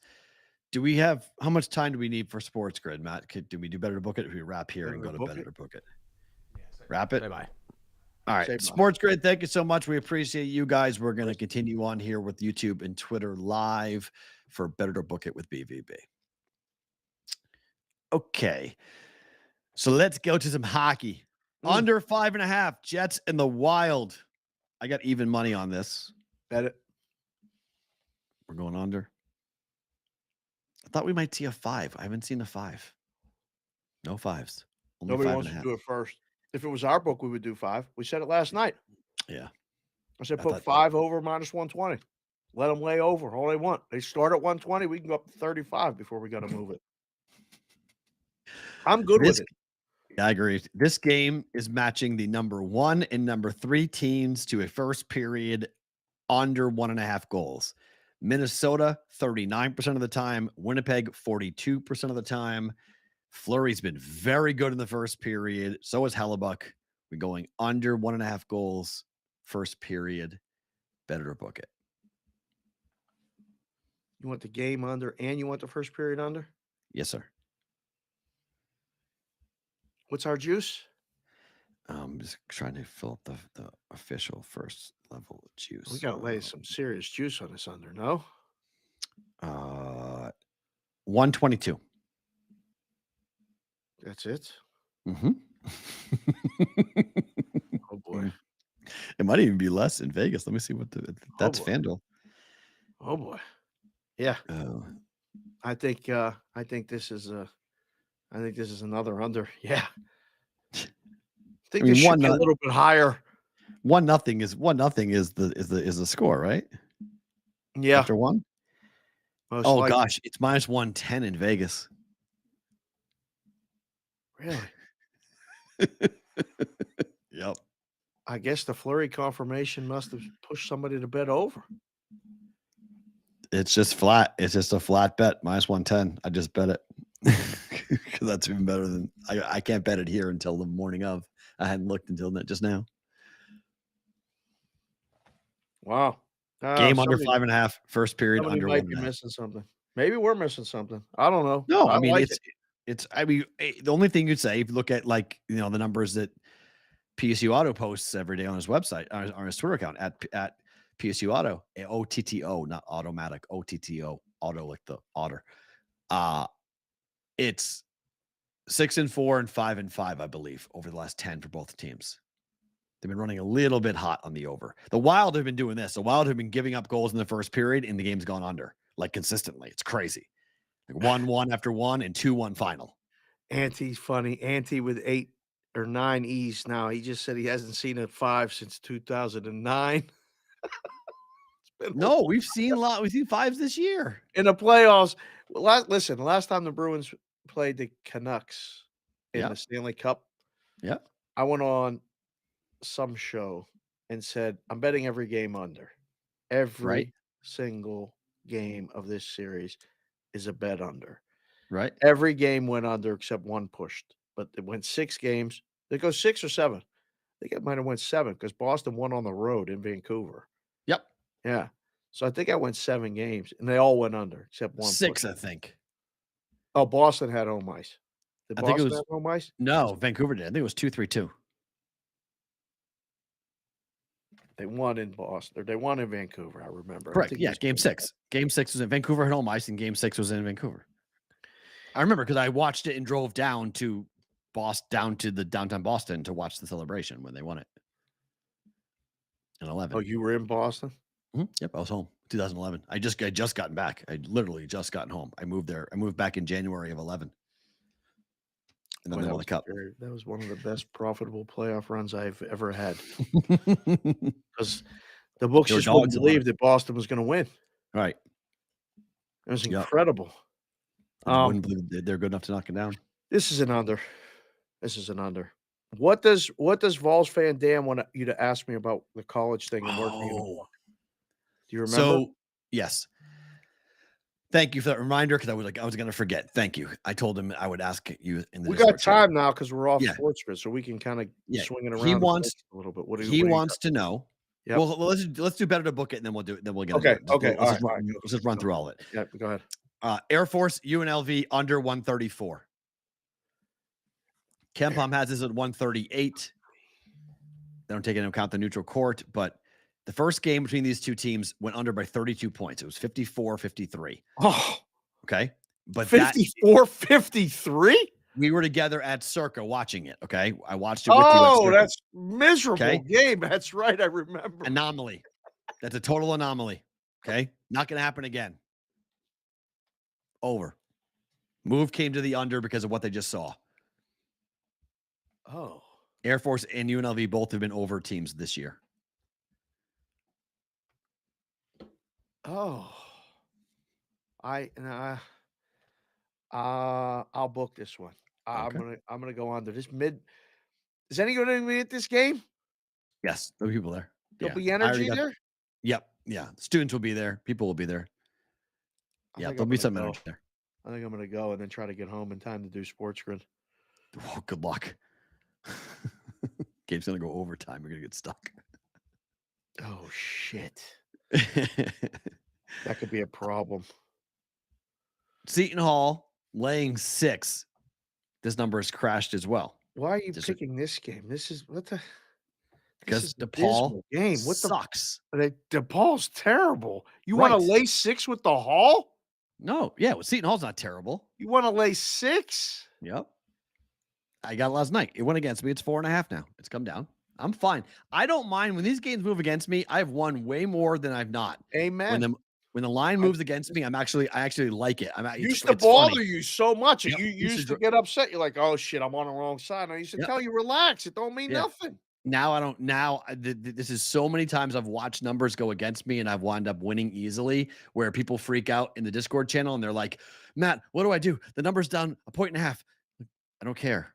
What do you mean you don't care? Relax. I don't care. I laid it at 6. I'm comfortable, and the game's a blowout, and we're all good. And we're like, "What are we worried about?" We weren't worried at all. Like there was no need to worry about it. We're all good. So I'm not worried about this number coming down. People betting DePaul. I think it's ridiculous. Good luck betting DePaul. Seton Hall's going to have crowds. I think it's ridiculous that of all these games on the card today, you picked this one. Straight up, okay. I'm just going against the bad teams I've seen in the Big East. DePaul straight up is 9-22 and 2-14 on the road. This is a road game for them. Okay. Seton Hall is going to bring a lot of people from Newark across the river to MSG to watch Seton Hall play tonight. By the way, all the boys in the risk rooms that are watching the show live right now, we again appreciate you watching and thank you. Just hit the goddamn like button while you're here and hit the subscribe button or tell someone about it. But the UNLV line just steamed to 6 everywhere right now. Right now. What's the two total? Places moved the total down. What did you say? Under or over? I'm over 134. Oh, they're fading you. Right. They're all going down. Yeah, everyone's betting under. They're all betting under. Yeah. This game, that total's going down. I'm on over. This game is going down. I'm on the favorite. They're on the dog. And then the last game is the same thing. This is the story today in college basketball for me. We'll see what tomorrow I'll see what I'm coming into because I may come in here and peacock feather on everybody. And if I go 3-0, I'm gonna laugh. Boston College.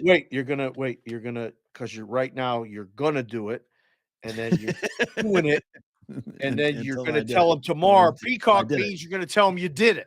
Yeah. I took 9.5. It's now 11.5.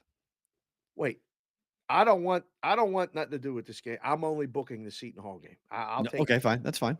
Boston College plus 10.5, plus 11.5. Oh against shit! North Carolina. Now you've done it. No one can explain to me why North Carolina is warranted to be a double-digit favorite in this game. This is one of the coolest hats I ever got. It has the North Carolina stuff on the bill underneath. This is Looney Tunes to me. Tar Heel dude up here. North Carolina is 3-11-2 away from home ATS this year. Say that again. North Carolina is 3-11-2 ATS away from home. And they're double-digit favorites today? They're 11.5 point favorites. What the hell are we doing, people? Don't know, but keep on going and give people as many points as you want with Boston College, who played on this court last night, beat Louisville by 18 points. BC is 4-5 against the number over their last 5 games. And against North Carolina, they were catching 14 points on the road. They lost by 8. They will lose by 8 points again here today to North Carolina. 10, 11, 12. But isn't the team playing the night before and then playing again the next day one of the bet against? No, it's a bet on. Against that team? No, it's a bet on. In the first a half, bet it's on 100 in the first half, it's 100% a bet on in the first half. They know the rims, they know the out, they've been on the court. There's no jitters. They go. Team they're playing's got to get used to it, got to get into the flow. D Weezy just came in the chat and said he took 2 different total unders before and after movement and still killed it last night. The boys in the chat said D Weezy's been killing it lately.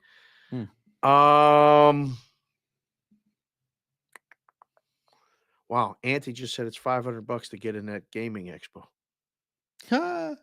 500. I might have to go flash him a badge per se.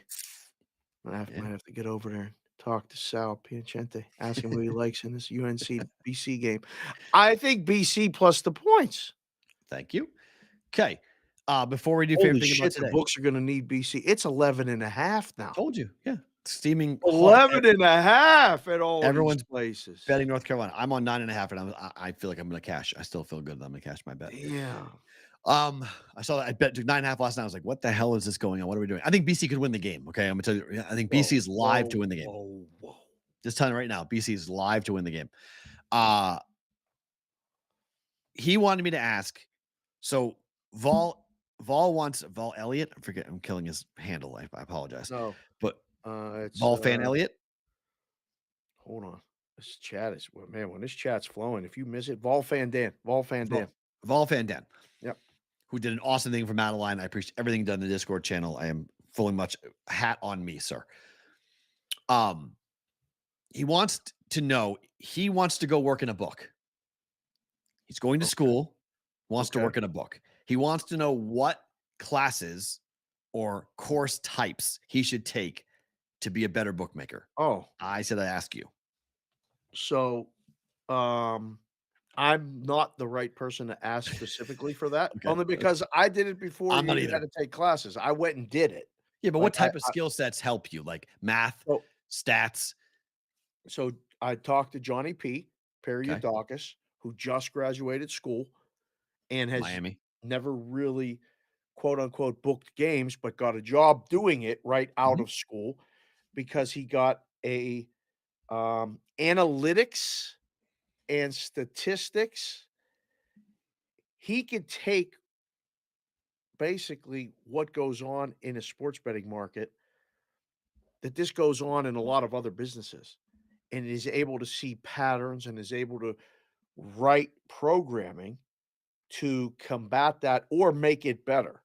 Like Johnny P could build us a bot that could actually do some BVB betting. Like literally, Johnny P could do this. Wow. But Perrault is a tremendous resource, and he's here in Vegas. Yep. We could actually connect the two of them, Vol Fan Dan and Johnny P, and he could tell them directly because Johnny P is 22 or 23 years old working in a book now here in Vegas. I think that would be a really good thing. The other thing I would tell you to do, Vol Fan Dan, is if you're going to work in a book, you can't go in and telling anybody you know anything.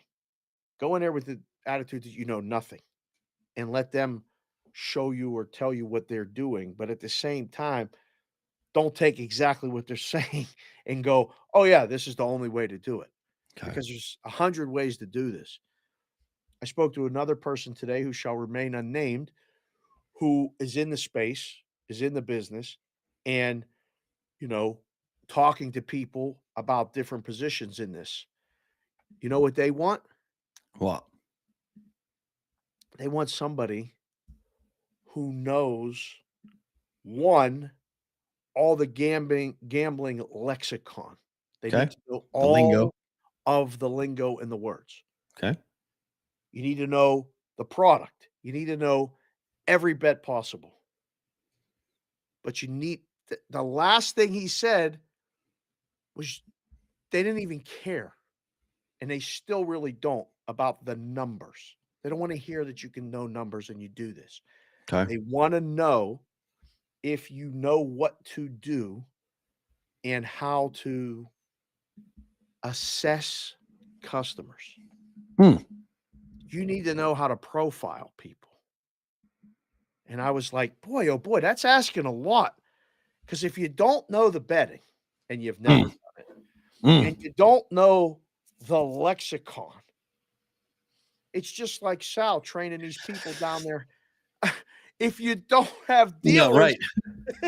They know what they're doing, right? teaching people how to watch for the scams, what are you doing? How are you hiring people and traders and all this other shit if you don't want them to know how to do it? It's almost like teaching kids the math the way they're teaching them now.